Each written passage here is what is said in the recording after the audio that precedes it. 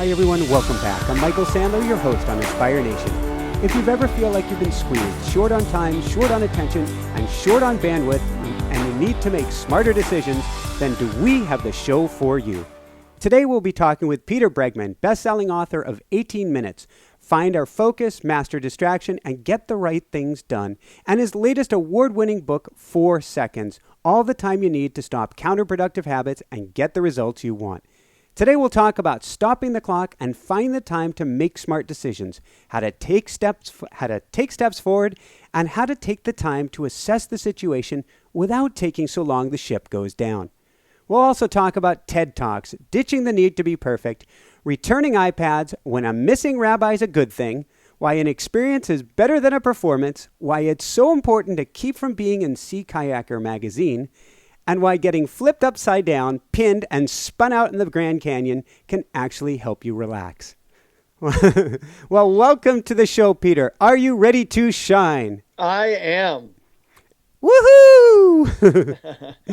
Before we dive right into things, how did getting flipped upside down and backwards in the Grand Canyon help you get relaxed? You know, I was kayaking the Grand Canyon and very stressed. It was bigger water than I'd kayaked in a long time, or maybe even ever. It was scary. I was with a group of people that I didn't want to slow them down, and I sort of wanted to perform, and so I had all of this nervousness, and the nervousness was coming out of what I was worried about, which is that I would crash and burn, and I would flip upside down and get thrown out of a deep dark hole 50 yards down the river. And so we hit this rapid, and they said, who wants to go first? And I thought, okay, I'll go first. And I was, super nervous, kind of putting my skirt around the rim of the kayak and heading down. And what I later found out when I read the guidebooks is that we were running this rapid at exactly the time they were saying, don't run right through this rapid, given the water level, that there was a very little chance that you could actually make it through the rapid. And so I ran the rapid, and my boat got flipped, but not horizontally, but vertically. It literally got flipped from one end over the other end, and I got sucked out. And when I emerged, I didn't have any of the stress anymore because the worst that I had envisioned had happened, and I had survived it. And everything about my being was looser from having sort of been tossed around in the water in that way. And other people who were doing their best to avoid my mishap were still sort of tight and stressed out. But my having had experienced the mishap, much like you were describing before the show when we were talking, some of your near-death experiences, it opens you up to realizing that you're on the other side, and it relaxes you. Yeah, you're going, well, I just got through what's the worst that could happen. I'm still here. So it is a lot easier at that point. In fact, I used to be a bicycle racer for many years, and if I had a crash early season, I felt more comfortable for the whole rest of the season because I already got the crash out of the way. Yeah, and it's kind of counterintuitive. I mean, it's one of the things that I say, everybody talks about visualizing success. I think it's actually useful to visualize failure, right? It's useful to go in there and say, this is what might happen. In fact, my daughter this morning was preparing to read from the Torah for school. She's 10 years old. It's the first time that she's ever done it. And she said, she was nervous, and we were having breakfast together, and she said, I'm stressed, I'm nervous. And I said, look, first of all, you're participating in a tradition that has existed for thousands and thousands of years. You're reading from this, sacred book. And yes, there's going to be a group of people watching. And yes, you've been practicing this a lot, and I understand that you're nervous about it. But realize that just by participating in this tradition, you've done what you need to do. That it's not about making it perfect. It's not about, sailing by without a single mistake. That you're participating. And I shared with her what you were talking about, this difference between performance and experience. That in fact, I want you to stand up there and take a breath before you go and remind yourself, wow, thousands of years people have been doing this. And now this is my foray into the same thing. And that moment itself is the most important thing that happens this morning. And then after that, Read, have fun, enjoy it, make mistakes, don't make mistakes. I don't really care. It was Woohoo! great. She did a great job. She did a You great just job. gave her total freedom by doing that. Right, It means no matter what happens, it's a beautiful experience, period. right, right. And it was. She was beautiful. So let's jump back from there, because your whole book, that kind of epitomizes your book, that one little story. Why is 4 seconds so important to us, and what does that mean? I think we live in this age, and I know I do certainly, where I'm stressed a lot and I have anxiety and I'm moving forward really quickly and someone does something or says something and I have an immediate reaction to it. And I mean, it's a little bit what I wrote about in 18 minutes also, that we could be busy all day and look back and say, I didn't stop for a minute, but did I get my most important things done? And I think, and oftentimes the answer to that is no. Like, I've been super busy, but I haven't been getting my most important things done. And that ultimately, our job in life is to move through life in an enriched way, and to engage with other people, and to engage with experiences, and to engage with ourselves and our environment, and to really show up and to really be present. And it's very easy to move through life and not be present and not show up. It's very easy to do that. And in fact, we we eat too much so that we don't have to show up. We move too fast so we don't have to show up. I mean, there's a number of things that we do to just keep ourselves going, to not feel stuff.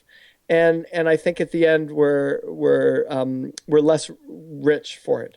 So that's 4 seconds to me, is pausing for just a moment and being just a moment and being intentional about what I'm about to do, what I'm about to say, how am I feeling, what am I thinking.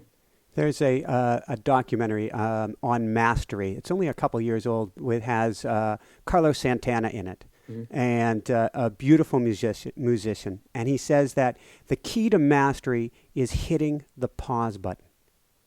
And that's what you're talking about here. Yeah, if we can't reflect, I mean, there's two sides of it, right? So in some ways, there's the pause button before. Yeah.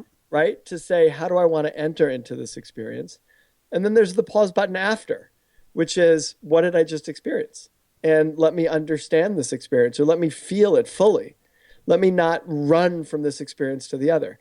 Emily, who's the head of operations for Bregman Partners, and she works with us, we were on 2 calls, she and I, with different coaches having to do with some coaching projects that we're running. And she did something very beautiful this morning, which is, after one call, there were a few of us who were going to be on for both calls. She stopped and she said, okay, now with everyone on the call, let's transition. Take a moment, feel your feet on the ground, take a deep breath, feel yourself here. Close down in your mind what it was that we were just doing, and now start up your openness to why we're here and what we're here for. Take another few breaths, let's go. The whole thing took maybe 20 seconds.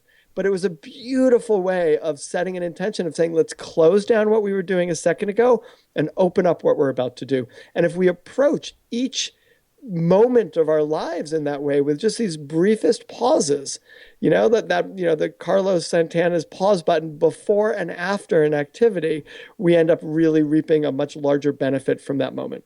How do you help somebody to understand that when it's so go, go, go, the demands are so tight on our times? And I think it's not arguable. They are tighter now than ever, because we're more accessible now than ever. It's so easy to find us. So how do you convince somebody to do that? I'm sure I'm going to butcher this, and I'm sure I'm going to get it wrong, but I remember reading something about Warren Buffett, who was saying that he makes all of his wealth in 2 to 4 decisions a year, right? Like, he's thinking and he's looking at stuff and he's, weighing odds and looking at probabilities, but he basically makes a few big decisions, a few big moves a year, and that creates all of his productivity. And if you actually think about how we spend our lives, that it's probably, you can look back on your 2015, on your year, and say, I probably made most of my progress in a few by focusing on a few small things. There's a lot of stuff that I did, but it was a few small things that really moved me forward. Or even, if you don't worry about moving forward, you just worry about being moved. There's probably a few small things, a few relationships that really moved me.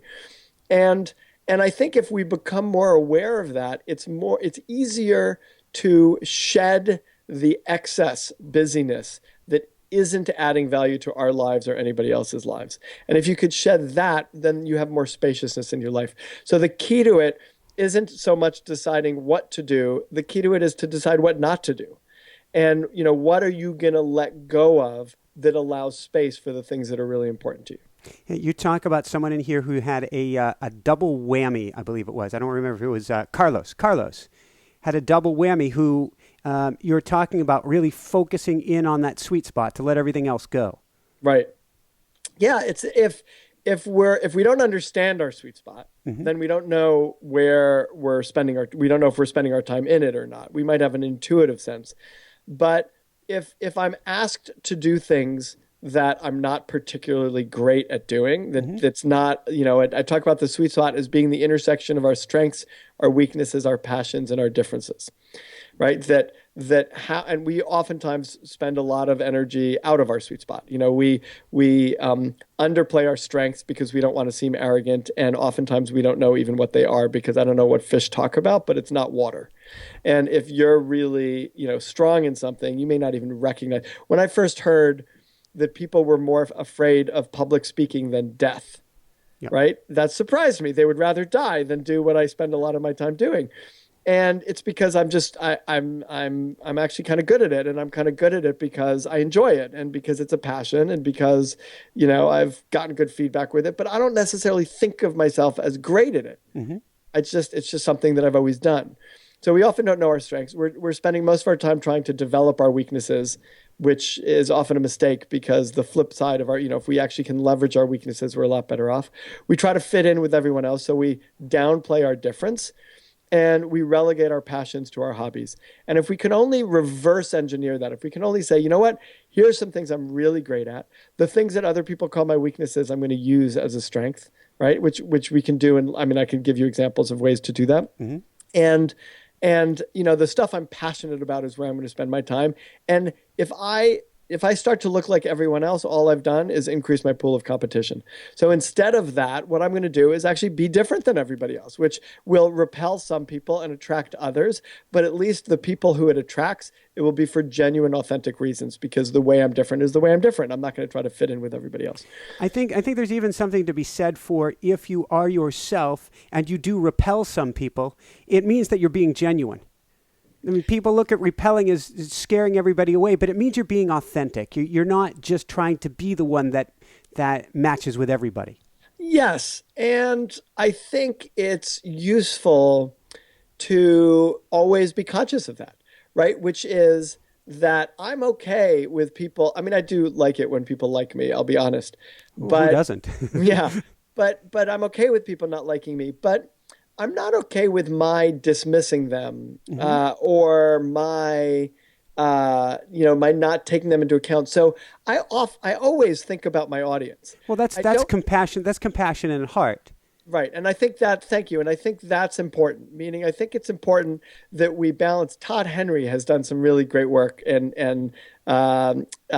his most recent book, I'm actually going to look at it because it's on my shelf somewhere here, Louder Than Words, was his most recent book.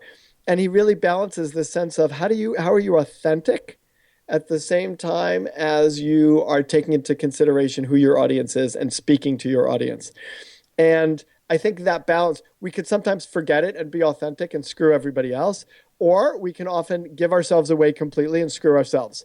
And I think that balance of saying, look, I care deeply about the people who are around me, and I care deeply about myself, and I'm going to stay connected to myself. This is leadership work that we do a lot in the leadership intensive that I run, right? It's like, I think it's the height of leadership to say, can I be deeply connected to myself and act from that place, while at the same time being deeply connected to you?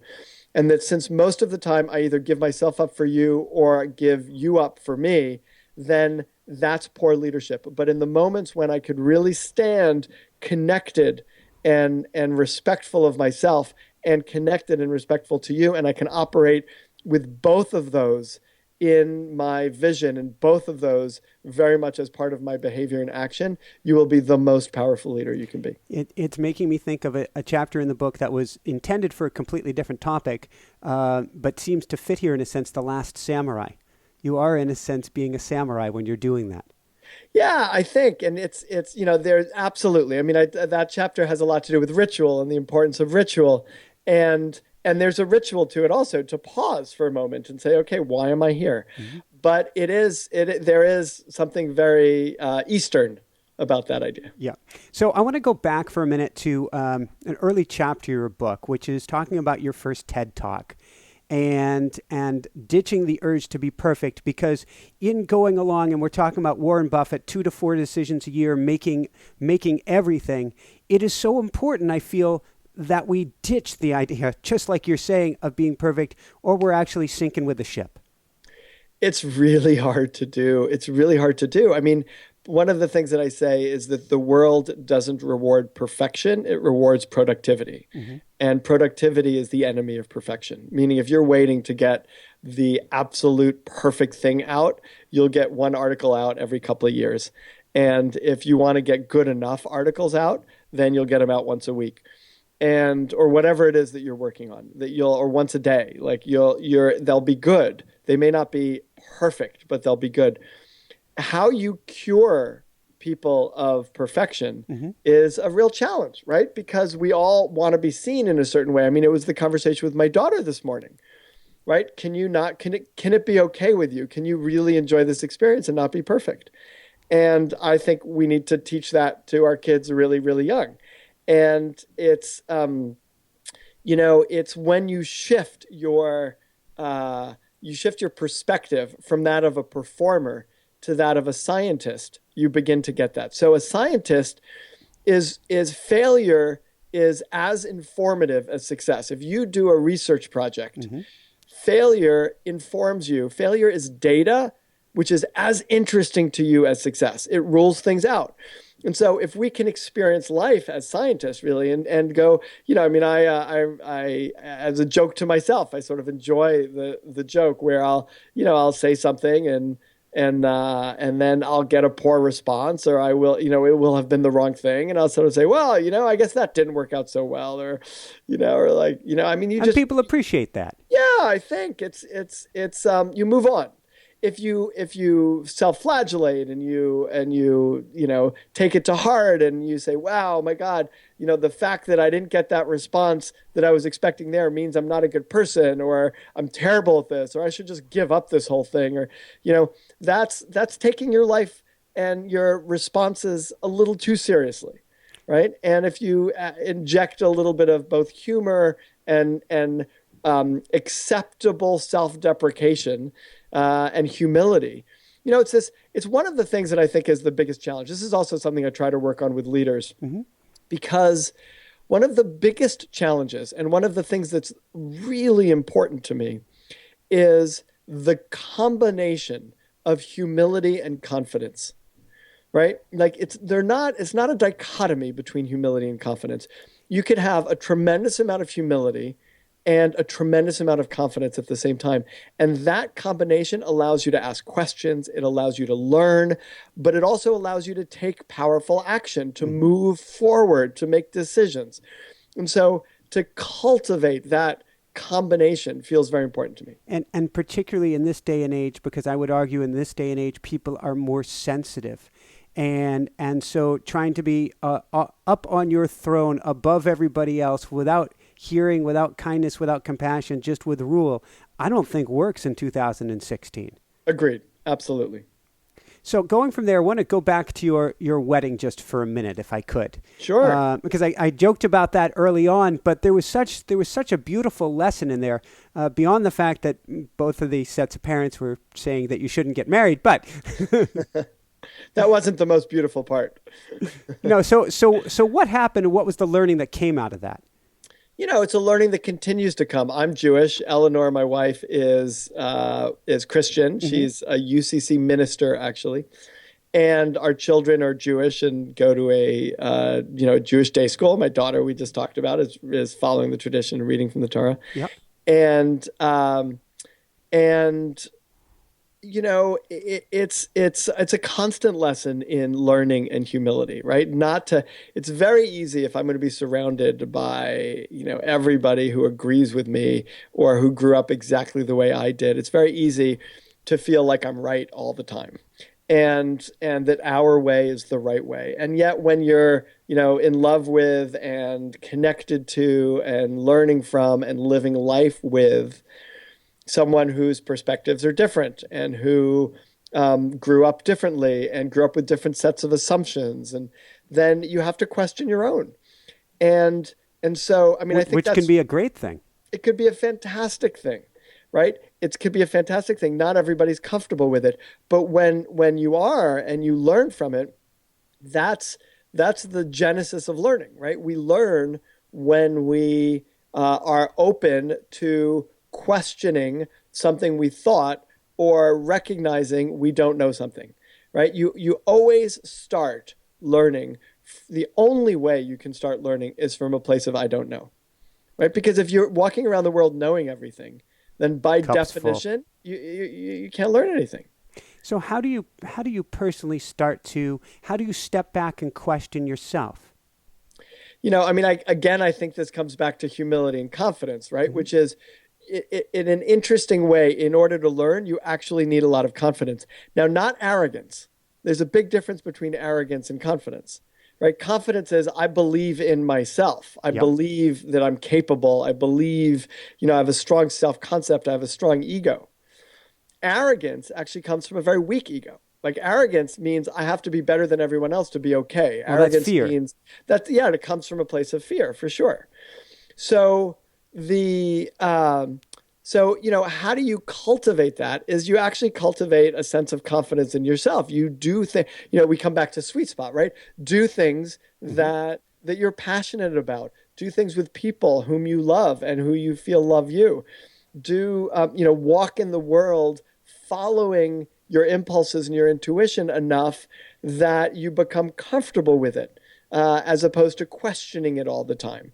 Like take some risks, fail, and in failure, recognize that you're still there. It's one of the things I love about meditation, because if I'm going to sit and I'm going to meditate every Hmm. day, then no matter what, I know I'm going to sit and I'm going to meditate every day. And what that means is whether the day went well or the day went poorly, or whether yesterday went well or went poorly, I'm still here and I'm still sitting and I'm still breathing and I'm still meditating. And that's a constant.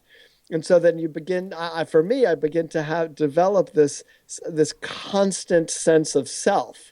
Right now, one might argue in meditation, you're spending your whole time trying to break down your sense of self and like break down your identity, and there's a place for that also. But for me, it's about a way of maintaining my presence in the stream, and no matter what's going on, my presence is in that stream. Let's go there for a minute, because I think this is powerful, and this is very 2016, which is our leaders can be, or maybe it's because they are great meditators, become great leaders.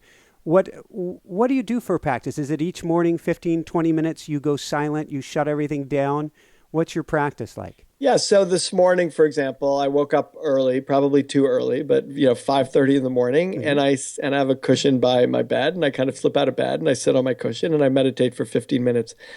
The other morning, I meditated for 15 minutes and it wasn't enough. Hmm. Meaning my mind was going, my mind was moving, I felt unsettled, I felt anxious. So I set the timer again and I meditated for another 15 minutes. And by the end of that 30 minutes, I actually felt pretty grounded and centered.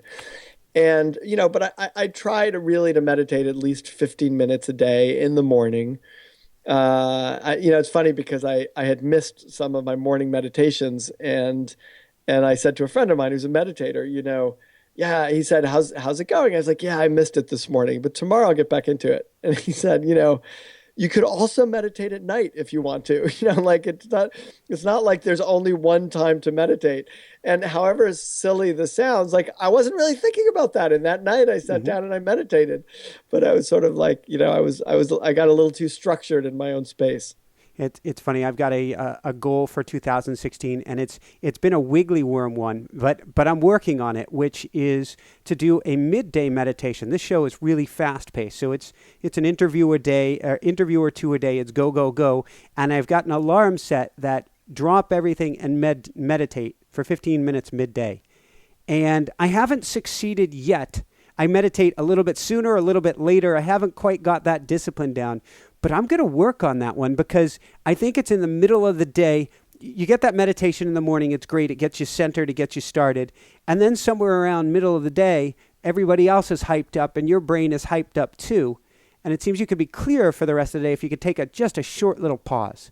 Yeah, and I even think, this is where, that meditation teacher where someone comes to him and he says, I don't have time to meditate. And he says, 15 minutes, meditate for 15 minutes. And he says, I don't have 15 minutes. Well, meditate for 10 minutes. I don't have 10 minutes. Meditate for 5 minutes. I don't have 5 minutes. Meditate for a minute. I don't have a minute. And he says, how about a breath? You have a breath? Meditate for one breath, right?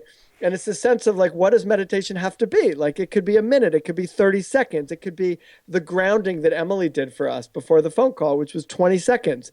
But that's also a form of meditation. The ability to go to that place, more and more frequently allows you to stay grounded in that way. What are some other time tools that you give people to help them to either slow down and take that 4 seconds or to get the world from spinning so much around them?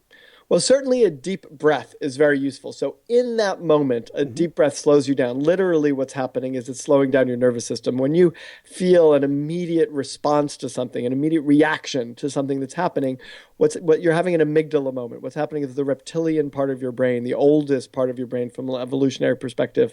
The amygdala is getting hijacked, right? And that's going to lead you. That's the part of the brain that was activated when Mike Tyson bit off Evander Holyfield's ear, right? That's the part that's not clear thinking at that point. That's not exactly clear thinking. So one of the things that you want to do is take a deep breath. And what a deep breath does for you is it slows down the system and it allows time for the stimulus to get to your neocortex. Your neocortex is the part of your brain that's more rational, more thoughtful, more planful.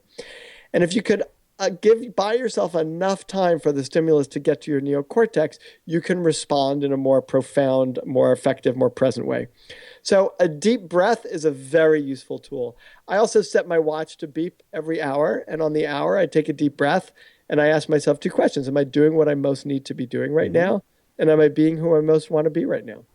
And those 2 questions just re-ground myself. It goes, what am I doing here? Where am I focused on? How am I being? And so, like these little triggers that allow us to, to be present in the moment and make smarter choices. Are there other triggers that you have when it's not at the top of the hour? Maybe you're in, you've got a meeting. It's not going well. Things are starting to spin out of control. Is there a way that you have to catch yourself or that you teach people to catch themselves in that moment and be able to pull themselves back? They say in meditation that the most present moment is the moment when you recognize that you're not being present. Amen. Right? And so for me in a meeting, it's that moment of presence where if I can realize that I'm off target, when I realize I'm losing myself, that's all I need. Right? Because at that point, then you have the power, you have the knowledge, you have the awareness to be able to take a deep breath and go, okay, let me think here. This isn't going the way I want it to go. How do I want it to go? The question I always ask is, what is the outcome that I want here? What is the outcome that I want? If I'm stuck with any meeting, if I'm stuck in any situation, my question is always, what's the outcome I'm going for? If I can answer that, I could be pretty strategic about how I get there. If I'm not answering that, if I don't know the outcome, I'm going to do a million things. None of them are going to work. Or maybe they'll work, but it'll be complete happenstance. Yeah, and I like to say there's always an SMP, a single-minded purpose. If you have that one focus, you stand a chance of getting it. If you're just shotgun blast, who knows what you're going to come up with. And it might change. So you might be in a meeting and it's not going well and you went in with a certain purpose and then you go, okay, so given where we are now, given the reality of the present moment, what's the outcome I want? Right? It might be different than the outcome I wanted 10 minutes ago when I thought, these people that I'm talking to were in a different place. So to sort of consistently ask that question, what is the outcome I want? And then how do I go for it? So I'm thinking about the audience and I'm asking myself, what is the outcome I want from this talk? And the outcome I want from this talk is 4 seconds is beautiful. It has so many fascinating stories in it that it hits you from every direction possible to take that time. What was the big picture goal of writing 4 seconds? Yeah, it's a great question. Because it's sometimes, I could lose myself in it as I was writing it. But the big picture goal is to really say, we, um, we are not the people we sometimes end up pretending to be, right? That ultimately we do things and we say things that are not in our best interest, that don't represent. I was just talking to one of our coaches who responded to a client in a way that I thought was sort of weird and not effective and Mm-hmm. not productive and not what I would want. And I had a conversation with her about it. And at the end of the conversation, she said, "Thank you for helping me be the person I know I am." Right. And if 4 seconds can make a dent in that for us, I will be very happy. I know that most people around me are really good people, essentially good people. And I also know that for all of us, we don't always show up in a way that expresses who we are. And what I want most is for if 4 seconds can have this impact, which is after reading it, Mm-hmm. we're more able to show up the way we believe ourselves to be and the way we are than before reading 4 seconds. I love that. And I think it can help keep us from that knee jerk reaction, which, if we're going through life, as you're calling it, as a amygdala moment, then we're not really showing up for life. It's exactly right. So going from there, a few things before we wrap things up. I love you have a story, chapter 23, you're getting a parking ticket, and what you decided to do as a response. I argued and I fought and I did everything I could to get out of the parking ticket, and eventually that ended in a parking ticket, and there was really absolutely nothing that I could do to get out of my parking ticket, and really, it really drove home the point that arguing Mm-hmm. absolutely never works. That I don't think I've ever changed anybody's mind by arguing. I've changed their mind by listening. If I listen to someone, their Mm-hmm. mind begins to change often when they feel heard. But when they feel accosted by my brilliant intellectual acuity, Oh, God. my smart logical arguments that counter everything, it Cold, never steely. ever works. It never ever works. And so, it was a profound moment when I realized that arguing is always a strategy that comes out of our own discomfort, but is never effective. It seems like such a theme today by everyone you hear, whether it's Robin Sharma, Tony Robbins, John Gordon, the list goes on, that listening to people, giving, helping others, being a compassionate leader, being kind of that the leader without a title kind of way of. It's much more, in a sense, for lack of another term, a kinder and gentler time when it comes to team building. Absolutely. Yeah. I mean, there's tremendous benefit to sharing and being open and giving. Adam Grant just wrote or not just, he actually is coming out with a new book now, but his previous book was Givers, Takers. I can't remember the rest of the title, but it was basically about like, are you a giver? Or are you a Mm-hmm. taker?